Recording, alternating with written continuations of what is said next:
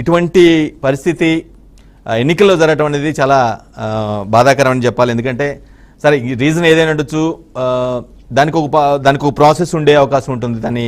దాన్ని క్లెయిమ్ చేయడానికి కానీ లేదంటే ఫిర్యాదు చేయడానికి కానీ ఒక ప్రాసెస్ ఉంటుంది.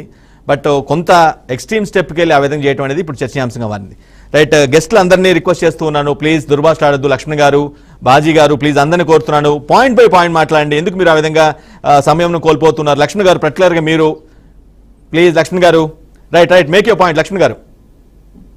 ఎస్ వెంకటేష్ గారు, ఇప్పుడు ఎవరు కూడా కావాలని ఈవీఎంలు పగలగొట్టో వాళ్ళ మీద 10-15 కేసులు పెట్టుకోనో ఒక 7 సంవత్సరాలు 10 సంవత్సరాలు జైలు శిక్ష చేసుకోలేదు. ఎవరికి సరదా ఉండదండి. ఎవరో అటువంటి సాహసాలకు పాల్పడరు. ఎవరికి 4 సార్లు ఎమ్మెల్యేకి గెలిచిన వ్యక్తికి ఆ మాత్రం ఇంగ్లీష్ జ్ఞానం ఉంటుందండి. పుట్టిన ఎవరైనా పగలగొట్టారు, మిగతా చోట్ల ఎందుకు పగలగొట్టలా? మిగతా చోట్ల ఎందుకు ఇది అవలా? ఏనైనా ఒక మాట మాట్లాడారంటే ఒక పద్ధతి పాడు ఎవరైనా ఉండాలి. నీ వెర్షన్ నువ్వు చెప్పావు, ఆయన ఓడిపోతాడని పైతో పాల్గొట్టాడో నీ వెర్షన్ చెప్పావు. నా వెర్షన్ నేను చెప్తా ఉన్నా.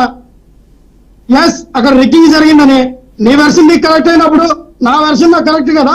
అంటే వరుసగా లక్ష్మి గారు వరుసగా 4 సార్లు గెలిచినంత మాత్రాన ఆయన మళ్ళీ గెలుస్తాడని కాదు.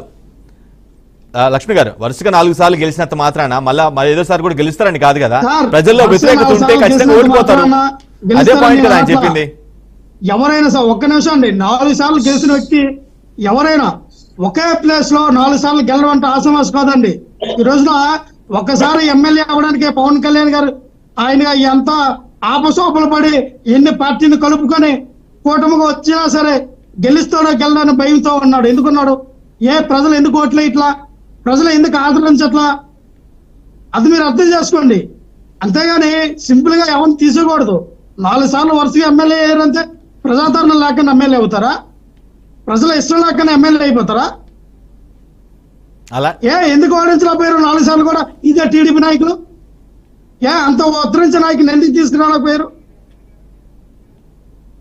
మాట్లాడేమంత ఒక పద్ధతి పాడు ఉంటుందండి.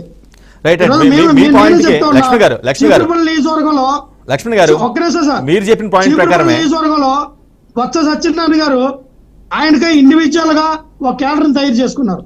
ఆయన కాంగ్రెస్ పార్టీలో ఉన్నప్పుడు ఓడిపోలా, వైఎస్ఆర్ పార్టీలోకి వచ్చినప్పుడు గెల్లా. అలాగే ఎందుకు మరి అటువంటి వ్యక్తులు కూడా వరుస 4 సార్లు ఎందుకు గెలవలేదు? అర్థం చేసుకోండి. ఎవరికైనా స్థానిక బలం బట్టి స్థానిక ప్రజల్లో ఉన్నటువంటి లక్ష్మి గారు 4 సార్లు గెలిచారు కాబట్టి విజయధీమా ఉండొచ్చు. కానీ అనుకోని పరిస్థితుల వల్ల, మారిన పరిణామాల వల్ల ఓడిపోతామనే భయం కూడా సంకేతాలు అంది ఉండొచ్చు. ఆ క్రమంలో జరిగి ఉండొచ్చు కదా. ఆ ఎక్స్ట్రీమ్ స్టెప్ కి ఆయన పాల్గొంటుండొచ్చు కదా. ఓటింగ్ అయినప్పుడు ఒక్క నిమిషం సార్, సింపుల్ లాజిక్ మీకు అర్థం కావట్లా. ఓటింగ్ జరుగుతూ ఉంది. ఓటింగ్ జరిగినప్పుడు అప్పటికప్పుడే 10 గంటలకు 11 గంటలకు ఆయన ఓడిపోతాడని ఒక్క పోలింగ్ బూత్ లోనే ఓట్లు టీడీపీ పడ్డాయి అనుకోండి. ఒక పోలింగ్ బూత్ లో టీడీపీ పడినంత మాత్రం ఆయన ఓడిపోతాడని బయట కొట్టేస్తారా? ఒక లాజిక్, సింపుల్ లాజిక్ మీకు అర్థం కావట్లా. మరి నియోజకవర్గం మొత్తం మీద నాకు తెలిసి 250-300 పోలింగ్ బూత్లు ఉంటాయి. 250 పోలింగ్ బూత్లు ఎందుకు ఆయన బదులు కొట్ల? అంటే ఎలక్షన్ రోజు తెలుస్తుందని కాదు లక్ష్మి గారు, ఎలక్షన్ రోజు వల్లే తెలుస్తుందని కదా. ఎలక్షన్ కి ముందు ఆ క్యాంపెయిన్ లో గానీ, ఆ వాతావరణం గానీ, జనాలతో అయ్యే విషయం కానీ అలా కూడా సంకేతాలు అంది ఉండొచ్చు కదా. ఏమైనా ఎలక్షన్ తర్వాతైనా వీళ్ళు గుండెల మీద చేయి పెట్టుకుని ఇప్పుడు కూడా చంద్రబాబు నాయుడు కానీ, పవన్ కళ్యాణ్ కానీ మేము అధికారంలోకి వస్తున్నాం, మాకు 100 నుంచి 120 సీట్లు వస్తున్నాయి, మేము పలానా స్థానిక మేము ప్రమాణ స్వీకారం చేస్తున్నామని చెప్పారు కదండి. చెప్పారండి లక్ష్మి గారు. నేషనల్ మీడియాతో చంద్రబాబు గారు చెప్పారు. ఆ పార్టీ నేతలు రోజు చెప్తూనే ఉన్నారు. లక్ష్మి గారు please, sorry for the correction. నేనేమంటానంటే నేషనల్ మీడియాతో నెక్స్ట్ డేనే చెప్పారండి చంద్రబాబు గారు. టీడీపీ అధినేత లక్ష్మి గారు లేదు, సారీ మీరు టీడీపీ అధినేత ఎలక్షన్ నెక్స్ట్ రోజే ఏనైతే చాలా స్పష్టంగా చెప్పారు ఎన్డీఏ క్లీన్ స్వీప్ చేస్తుందని. ఆ తర్వాత నుంచి ఆ పార్టీ నేతలందరూ కూడా చాలా బలంగా చెప్తూ ఉన్నారు. 110 నుంచి 150 వస్తాయి, 140 వస్తాయని చెప్తూనే ఉన్నారు. చెప్పట్లేదన్న మాట కరెక్ట్ కాదు. 22 సర్వేలో వైఎస్ఆర్ పార్టీ 130+ లో, కొన్ని సర్వేలు అయితే 150, జనార్దన్ గారు సర్వేలన్నింటిలో కూడా వైఎస్ఆర్ పార్టీ వైపు ఉన్నాయి. ఒక్క సర్వే కూడా కూటమి పేరు చెప్పలా. ఏం మాట్లాడతారు మీరు? జనార్దన్ గారు right, make a point. Me point concluding remarks ఏంటి? సమయం మించిపోయింది. ఒకటండి, 4 సార్లు గెలవలేదని ఇక్కడ పిన్నెల రామకృష్ణారెడ్డి 4 సార్లు గెలవలేదని ఎవరు అనట్లేదు. 4 సార్లు గెలిచారు. 4 సార్లు గెలుపును గౌరవించాం. కానీ 5వ సారి గెలుస్తారు.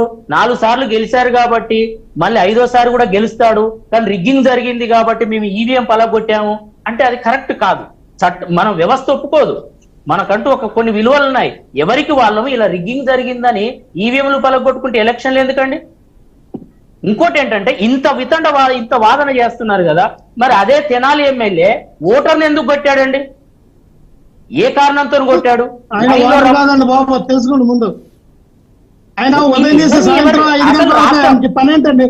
ప్లీజ్ మాట్లాడండి లక్ష్మి గారు, మాట్లాడండి ప్లీజ్. జనార్దన్ గారు మాట్లాడండి ప్లీజ్. లక్ష్మి గారు requesting you many times please. Polling booth లో please maintain the debate decorum. ఎందుకు కొడతారండి? పోలింగ్ బూత్ లో ఒక వ్యక్తి పైన ఎందుకు కొడతారండి? ఎందుకు కొట్టాడు? కొట్టే హక్కు ఎక్కడిది? కొట్టే హక్కు ఎక్కడిది? నీకు కొట్టే హక్కే లేదు. ఎందుకు కొట్టాడు? అక్కడే ఎందుకు కొట్టాడు? కొట్టే హక్కు లేదు. కొట్టే హక్కు లేదు. అతను ఓటర్ కాకపోయినా కొట్టే హక్కు లేదు. అక్కడ కంప్లైంట్ చేయాలి.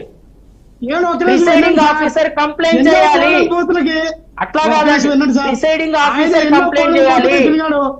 ఎన్ని పోలింగ్ బూతులు తిరగని ఆయన, ఎన్ని పోలింగ్ బూతులు తిరగని నోటి దూలో ఉంటే కంప్లైంట్ చేయాలి.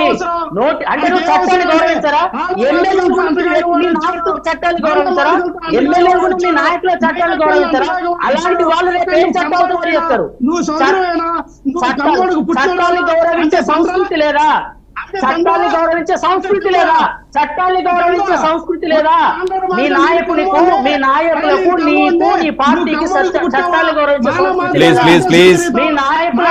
మీ నాయకులకు స్ట్రైట్ కడుగుతున్నా కులాలకు ఇవి మాట్లాడండి. సమయం మించిపోతుంది. ఇద్దరు ఒకేసారి మాట్లాడుతున్నారు. లక్ష్మి గారు ప్లీజ్ మాట్లాడని వాళ్ళు మీరు. లక్ష్మి గారు ప్లీజ్ ఒకేసారి మాట్లాడుతూ. లక్ష్మి గారు గౌరవించడం మీరు చూసాం. ఎంఆర్ఓ అని కడుపులో తిన్నప్పుడే డాక్టర్ సుధాకర్ చేసినది, డాక్టర్ సుధాకర్ చేసింది. అంతకంటే ఎక్కువ ఉదాహరణలు, అంతకంటే ఎక్కువ ఉదాహరణలు. నీ రాజకీయాలు వాడుకొని చేసిన ఆరోపణలేవి. నీ ఏమైంది? రాజకీయంగా చేసిన ఆరోపణలే. శిక్ష